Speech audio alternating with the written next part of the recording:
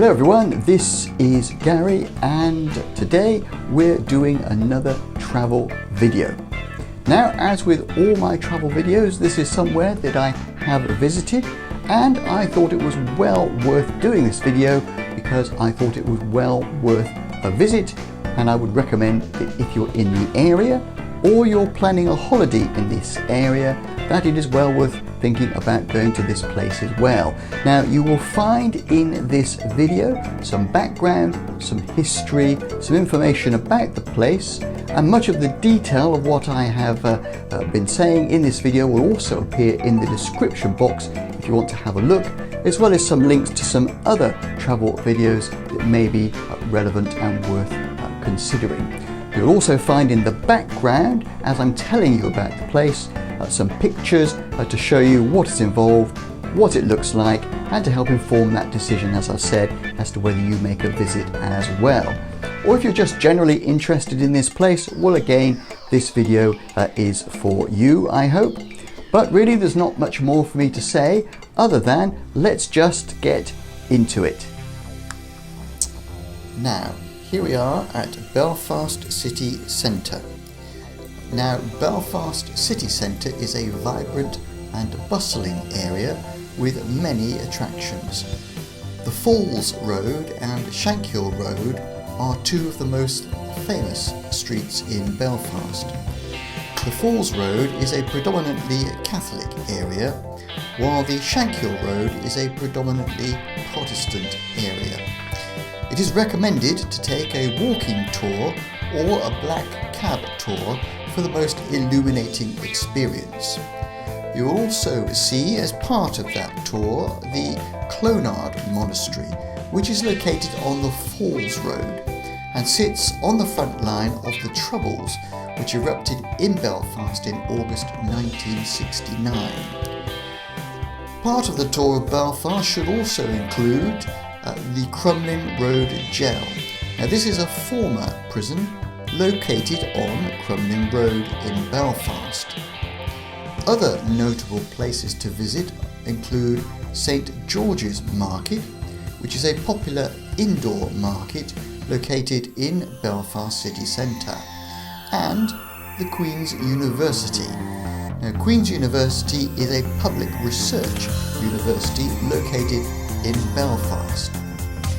Finally, it's recommended that you make a visit to the Titanic Centre. It is a visitor attraction dedicated to RMS Titanic, located in Belfast. Now, there are many things to do in Belfast City Centre. You can visit world-class attractions, historic landmarks, museums, shopping and entertainment venues. You can also take walking, coach, taxi and bike sightseeing tours. A number of the popular attractions have already been mentioned, but they include things like the Belfast City Hall, HMS Caroline, C.S. Lewis Square, Queen's Arcade, Ulster Museum, and of course Titanic Belfast.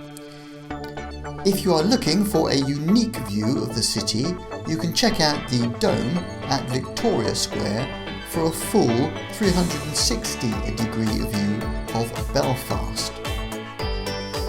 Now, if you are in the mood for some retail therapy, you should head to Victoria Square, which is a commercial, residential and leisure development that is said to be the biggest and one of the most expensive property developments ever undertaken in Northern Ireland.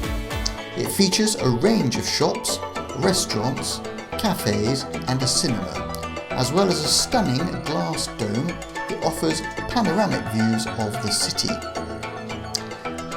It is also recommended that you browse the stalls at St George's Market, which has already been mentioned.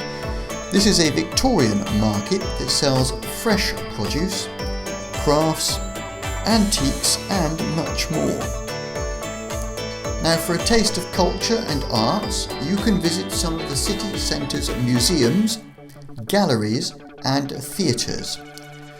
The Linen Hall Library is the oldest library in Belfast and houses a collection of books, manuscripts and archives related to Irish culture. The Ulster Hall is a concert hall that hosts music, comedy and other events, while the Grand Opera House is a magnificent theatre that stages musicals, dramas and operas. In short, Belfast city centre is well worth a visit. It is a place where you can experience the past, present and the future of this amazing city. It is a place where you can discover its stories, its people and its spirit. It is a place where you can have fun, learn and of course be inspired. So, as already mentioned, it is well worth a visit.